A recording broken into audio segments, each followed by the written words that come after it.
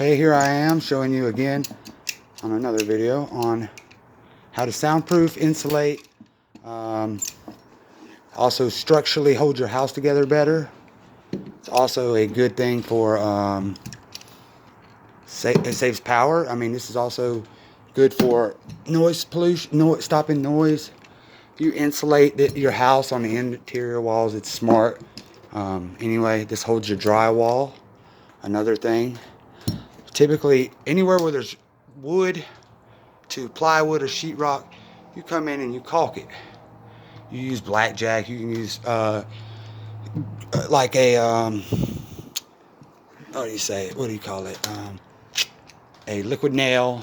Any of that kind of stuff will help to hold it. Along with great stuff, the foam right here. I like to use that. All this initially holds everything together. Stops noise.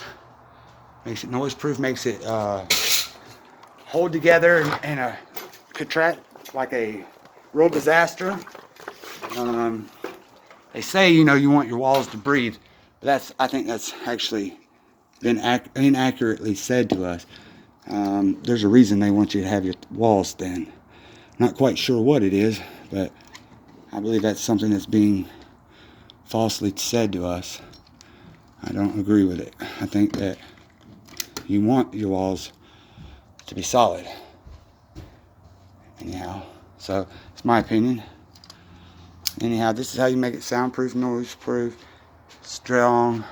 Basically what we're doing today is we're trying to make this soundproof. And this is how you do it. Thank you.